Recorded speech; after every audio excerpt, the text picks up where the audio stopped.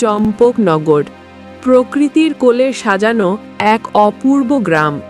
এই গ্রামের বাতাস একসময় মুখরিত থাকত দুই কিশোরীর হাসির শব্দে, সুধা আর রূপা। গ্রামের মানুষ বলতো ওরা যেন এক বৃন্তে দুটি ফুল। কিন্তু সময় বড়ই নিষ্ঠুর। সে নদীর স্রোতের মতো ভাগ্যকেও বদলে দেয়। আজ সেই চম্পকনগর আছে, সেই নদীও আছে, কিন্তু সেই বন্ধুত্ব আর নেই। সময়ের চাকা একদিকে গড়েছে হীরা জহরত খচিত অহংকারের প্রাসাদ, আর অন্যদিকে রেখে গেছে দারিদ্র্যের কষাঘাতে জর্জরিত এক ভাঙা কুঁড়ে ঘর। রূপা আজ গ্রামের সবচেয়ে ধনী গৃহবধূ, যার পায়ের নিচে থাকে মখমলের গালিচা। আর সুধা আজ এক অসহায় নারী, যার দিনের শুরু হয় পেটের ক্ষুধা দিয়ে আর রাত শেষ হয় চোখের জলে। সুধা, আর কতক্ষণ এভাবে জল ধরবে? চালের ওই ফুটোটা আজ আর না সারিয়ে উপায় নেই। কাল সারা রাত বৃষ্টির ছাটে মেয়েটা ঘুমোতে পারেনি। দেখছো না টুসি কেমন জ্বরের ঘোরে বিড়বিড় করছে? কি করব বলো, খড় কেনার পয়সাটুকুও যে ঘরে নেই। ভেবেছিলাম গত সপ্তাহে যে ধান ভানার কাজটা করেছিলাম তার পয়সাটা পাবো, কিন্তু মহাজন আজও ঘোরালো। ঘরে এক মুঠো চাল নেই, মেয়েটার ওষুধ নেই। আমার মাঝে মাঝে মনে হয় এই জীবন রাখার চেয়ে মরে যাওয়া অনেক ভালো। ছি সুধা, অমন কথা বলতে নেই। সব আমার দোষ। আমি যদি সেই ঝড়ের রাতে গাছ চাপা না পড়তাম, আজ আমার পা দুটো যদি ভালো থাকতো, তবে তোমাকে কি অন্যের দুয়ারে দুয়ারে ঘুরতে হতো? আমি তোমাদের বোঝা হয়ে বেঁচে আছি। তুমি চুপ করো তো। সুখের সময় সাথে ছিলাম, দুঃখের সময় তোমাকে ছেড়ে দেব? ওসব কথা বাদ দাও। আজ আমি রূপার বাড়ি যাব। শুনেছি ওর বাপের বাড়ি থেকে লোক আসবে, অনেক কাজ। আমি হাত জোর করে বলবো, ও যদি পুরনো বন্ধুত্বর খাতিরে আজ আমাকে একটু সাহায্য করে। রূপা? সেই রূপা যে তোমাকে গতবার কুকুর লেলিয়ে দিতে চেয়েছিল, ওর কাছে আবার যাবে? পেটের দায় যে লজ্জা থাকে না গো। মেয়েটার দিকে তাকালে আমার আর অপমান গায়ে লাগে না। আমি যাই, দেখি ভাগ্যে কি আছে।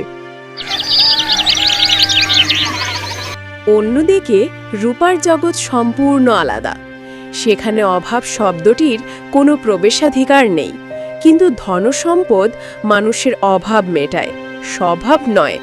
রূপার ঐশ্বর্য যত বেড়েছে, মনের মায়া মমতা ততটাই কমেছে। তার হৃদয়ে এখন শুধুই স্বর্ণের কঠোরতা আর অহংকারের দম্ভ। দাসী চুলে একটু জোরে টান দিতেই চিৎকার করে ওঠে, আস্তে! তোর হাতে কি মরণ দশা ধরেছে? জানিস আমার এই চুলের তেলের দাম কত? তোর 7 জন্মে রোজগার দিয়েও এক শিশি কিনতে পারবি না। সব অপদার্থের দল জুটেছে আমার কপালে। বাইরে থেকে দারোয়ানের গলার আওয়াজ শোনা যায়, এই সরে যা, গিন্নিমা এখন ব্যস্ত। ও ভাই, একটু পথ ছাড়ো। আমি ভিক্ষে নিতে আসিনি, আমি দেখা করতে এসেছি। রূপা, ও রূপা, কে রে সাত সকালে চেঁচামেচি করছিস? ও মা, এ তো দেখি সুধা। বলি, তোর কি কোনো কাণ্ডজ্ঞান নেই? এমন ভিখারির বেশে আমার রাজপ্রাসাদের সামনে দাঁড়িয়ে আছিস? লোকে দেখলে কি বলবে? আমার মান সম্মান কি সব ধুলোই মেশাবি নাকি রে? রাগ করিস না বোন, আমি সামনের গেট দিয়েই আসতাম, কিন্তু পেছনের দরজা বন্ধ ছিল। রূপা, আজ আমার বড় বিপদ। টুসিটার খুব জ্বর, ঘরে একদানা অন্ন নেই। তুই যদি আজ আমাকে কোনো কাজ দিস, ঘর মোছা, বাসন মাজা, যা বলবি তাই করব। বিনিময়ে শুধু মেয়েটার জন্য একটু খাবার আর ওষুধের পয়সা দিস। ও তাই বল, কাজ চাইতে এসেছিস?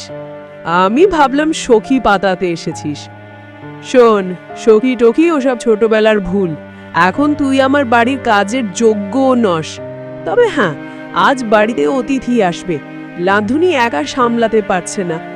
তুই যদি ওই গোয়াল ঘরটা পরিষ্কার করতে পারিস আর তারপর 3 ঝুড়ি মশলা মিহি করে বেটে দিস, তবে ভেবে দেখব। আমি সব করব রূপা, তুই শুধু আজ আমাকে ফিরিয়ে দিস না। আচ্ছা বেশ, যা আগে গিয়ে গোবর তোল। আর খবরদার, কাজ শেষ না করে যদি পালাস কিংবা কাজে ফাঁকি দিস তবে কান ধরে বের করে দেব। যা এখন আমার চোখের সামনে থেকে দূর হ।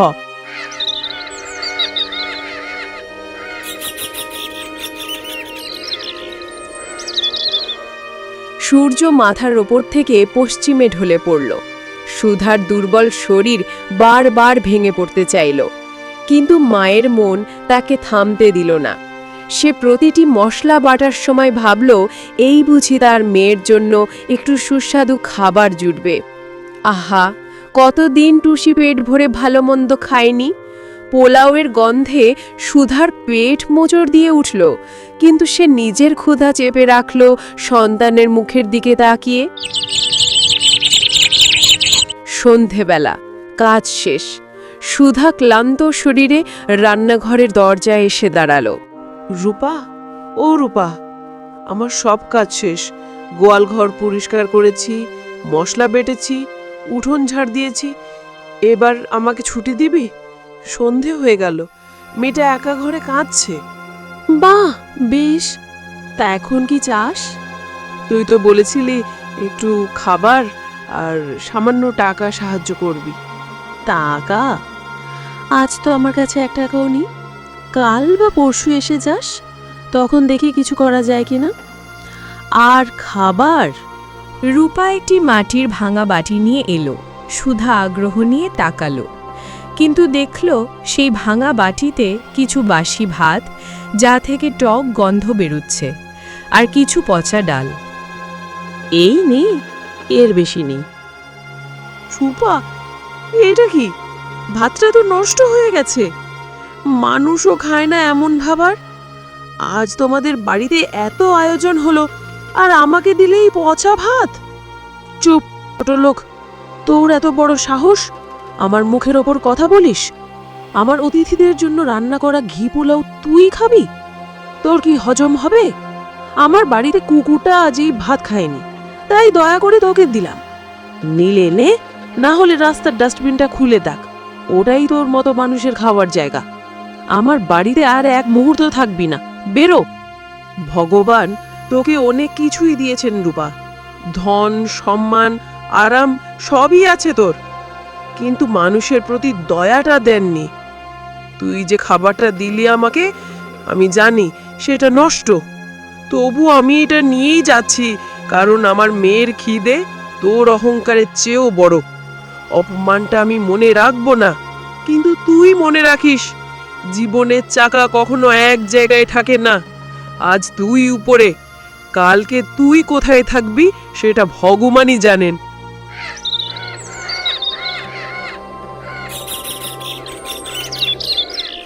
অপমান আর ক্ষুধার জ্বালায় সুধার পায়ের শক্তি ফুরিয়ে এলো।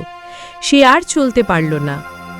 এই সেই মায়াবন, যেখানে মানুষের কান্না নাকি ঈশ্বরের কানে পৌঁছায়। সুধা আজ আর সহ্য করতে পারল না। সে পৃথিবীর সমস্ত অভিযোগ আকাশের দিকে ছুড়ে দিল। কেন, কেন ঠাকুর, কেন আমাকে এত পরীক্ষা দিতে হচ্ছে? আমি কি জীবনে কারোর ক্ষতি করেছি? আমি কি সততা ছাড়িনি? তবে কেন আমার মাসুম বাচ্চাটা না খেয়ে মরবে, আর ওই পাপী রূপা সুখে থাকবে? তোমার কি চোখ নেই? তুমি কি অন্ধ? আমি এই জীবন আর চাই না, তুমি আমাকে এখনই তুলে নাও। আমি এই অপমান আর সইতে পারছি না। হঠাৎ বনের মধ্যে প্রবল বাতাস বইতে শুরু করলো। শুকনো পাতাগুলো ঘূর্ণি পাখির মতো উড়তে লাগলো। একটি তীব্র সোনালি আলোয় অন্ধকার বন আলোকিত হয়ে উঠল। সেই আলোর ভেতর থেকে বেরিয়ে এলেন এক দিব্য নারী, বনদেবী। শান্ত হ মা, শান্ত হ। তোর কান্না আমি শুনেছি। কে কে আপনি? আমি এই বনের রক্ষাকর্ত্রী, আমি বনদেবী। আমি বহুদিন ধরে তোকে দেখছি সুধা। তোর দারিদ্র্য দেখেছি, তোর সংগ্রাম দেখেছি। আজ তোর সখী তোকে যে অপমান করেছে তাও আমি দেখেছি। তুই ভেঙে পড়িস না, সততাই মানুষের সবচেয়ে বড় শক্তি, আর তুই সেই পরীক্ষায় উত্তীর্ণ হয়েছিস। বনদেবী তার হাত বাড়িয়ে একটি বাঁশের তৈরি সাধারণ ঢাকনা দেওয়া ঝুড়ি দিলেন। এই নে সুধা, এটি কোনো সাধারণ ঝুড়ি নয়, এটি জাদুর ঝুড়ি।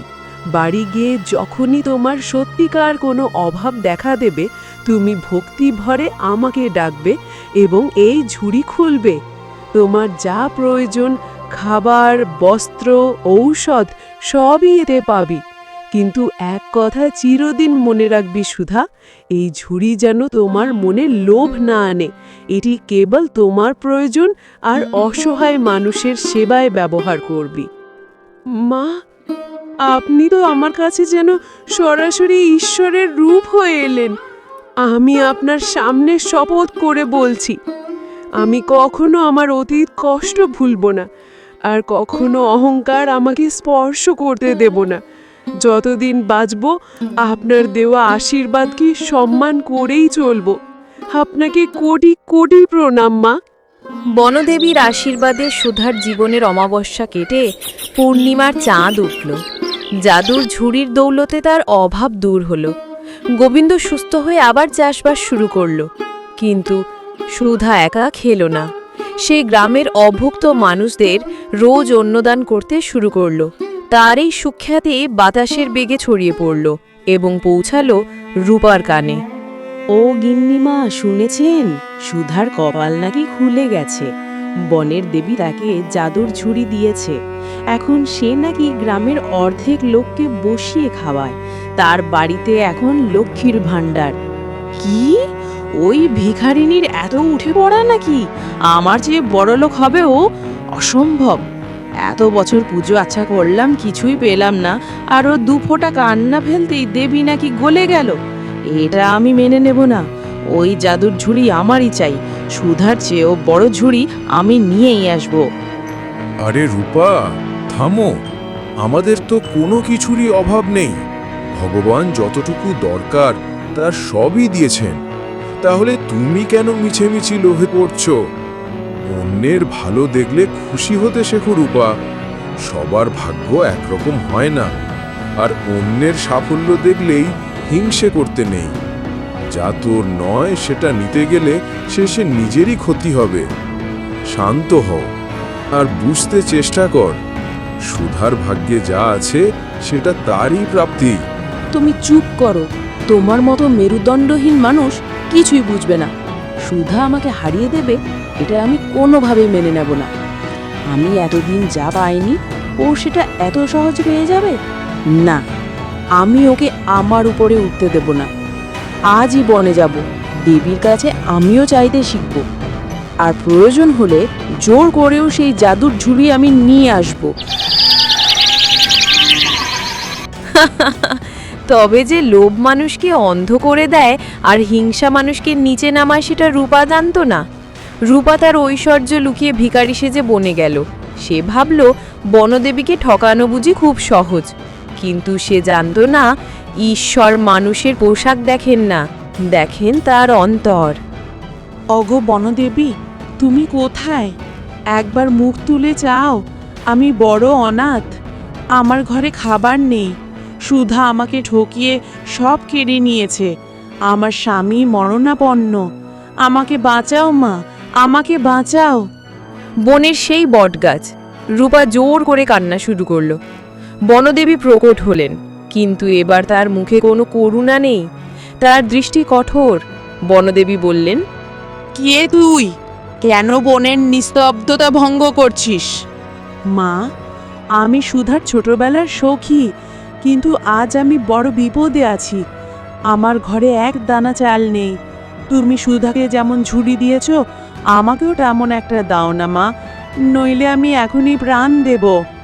তুই যা বলছিস তা কি সত্যি? তোর সিন্ধুকে কি ধনরত্ন নেই? তোর গোলা ভরা ধান নেই? না মা, কিচ্ছু নেই, সব মিথ্যে কথা। আমি পুরো শূন্য হয়ে গেছি। বেশ, তুই যখন চাইছিস তখন তোকে ফেরাবো না। বনদেবী একটি চকচকে লাল রঙের ঝুড়ি দিলেন। এটি দেখতে খুবই লোভনীয়। এই নে, তবে সাবধান, এই ঝুড়ি খোলার একটি নিয়ম আছে। তুই বাড়ি ফিরে মাঝরাতে, যখন অমাবস্যার অন্ধকার সবচেয়ে গাঢ় হবে, ঠিক তখন এটি খুলবি, তার আগে খুললে কিন্তু মহাবিপদ হবে। ঠিক আছে, আমি তাই করব। রূপা মনে মনে বলল, বকা দেবী, এবার দেখ আমি সুধার চেয়ে কত বড় লোক হই। রাত 12টা, বাইরে ঝড় বইছে। রূপা তার শোয়ার ঘরে ঝুড়ি নিয়ে বসে আছে, তার স্বামী ভয়ে এক কোণে দাঁড়িয়ে। ঘড়িতে 12টা বাজার শব্দ। আর মাত্র কয়েক সেকেন্ড, তারপরেই ঘর হিরে পান্না আর সোনায় ভরে যাবে। আমি এই গ্রামের রানী হব। জয় বনদেবীর জয়। সে ঝুড়ির ঢাকনা টান দিয়ে খুলল। ঝুড়ি থেকে কোনো সোনা বের হলো না, বের হলো এক রাশ কুচকুচে কালো ধোঁয়া। তার সাথে বেরিয়ে এলো হাজার হাজার বিষাক্ত ইঁদুর আর চামচিকা। রূপা ভয়ে চিৎকার করল, এ কি বাঁচাও, ওগো বাঁচাও। লোভ তার আসল রূপ দেখালো। ঝুড়ি থেকে বের হওয়া পোকামাকড় রূপার সাধের বেনারসি শাড়ি কেটে টুকরো টুকরো করে ফেলল। সাপগুলো তার সিন্দুকের ওপর ফনা তুলে বসল। কালো ধোঁয়ায় তার সোনার গয়না সব কয়লা হয়ে গেল। দেখতে দেখতে তার অহংকারের প্রাসাদ কাঁপতে শুরু করলো এবং ছাদ ধসে পড়তে লাগলো। বনদেবীর দৈববাণী শোনা গেল ঘর জুড়ে। লোভী নারী, তুই দেবতার সাথেও ছলনা করেছিস। তোর ঘরে সব ছিল, ধান চাল সোনার রত্ন, তবু তুই ভিখারি সেজে করুণা ভিক্ষা চাইতে এসেছি। সুধাকে পচা অন্ন খাইয়ে তার অপমান করেছিস, আর নিজের স্বার্থের জন্য আমার দয়া ভিক্ষা করতে এসেছিস। এমন পাপ কি কখনো ঢেকে রাখা যায়? আজ তোর কর্মফল তোকে ভোগ করতেই হবে। আজ থেকেই তুই বুঝবি প্রকৃত দারিদ্র কাকে বলে, ক্ষুধা কি যন্ত্রণা, আর মানুষের হৃদয়ের আঘাত কত ভয়ঙ্কর। মনে রাখিস, লোভ মানুষকে শুধু নিচে নামায় না, তাকে শেষ করে দেয়। পরদিন সকালে রূপার প্রাসাদ ধ্বংসস্তূপে পরিণত হয়েছে। রূপা আর তার স্বামী ধুলোয় বসে কাঁদছে, তাদের পরনে ছেঁড়া কাপড়। সুধা খবর পেয়ে ছুটে এলো। রূপা সুধাকে দেখে লজ্জায় মুখ লুকালো। সুধা রূপাকে বলল, রূপা, তাকা আমার দিকে। আমি তোর শত্রু নই রে বোন। বনদেবী তোকে শিক্ষা দিতে চেয়েছেন, শেষ করতে চাননি। ওঠ। রূপা সুধার কাছে ক্ষমা চেয়ে বলল, আমাকে ক্ষমা করে দে বোন, আমি লোভে অন্ধ হয়ে গিয়েছিলাম। আমি তোর সাথে পশুর মতো ব্যবহার করেছি, আর তুই আজ আমার এই কষ্টের সময়ে খাবার নিয়ে এসেছিস। আমি আজ বুঝলাম, টাকার চেয়ে বড় সম্পদ হলো মানুষের মন। যা গেছে তা ভুলে যা রে বোন, মন থেকে সব অভিমান মুছে ফেল। আমার ঝুড়ির এই জাদুর সম্পদ আজ থেকে শুধু আমার নয়, আমাদের দুজনের। আমরা আবার আগের মতো, শৈশবের সেই সুন্দর দিনের মতো হাসি আনন্দে ভালোবাসায় মিলেমিশে একসঙ্গে থাকবো। কেউ আর আমাদের আলাদা করতে পারবে না। অহংকারে পতন হলো আর বন্ধুত্বের জয় হলো। চম্পকনগর গ্রাম আবার সাক্ষী থাকলো এক নতুন শুরুর। মানুষ জানলো লোভে পাপ আর পাপে মৃত্যু, কিন্তু ভালোবাসাই হলো পৃথিবীর একমাত্র জাদু যা সব ক্ষত সারিয়ে তুলতে পারে।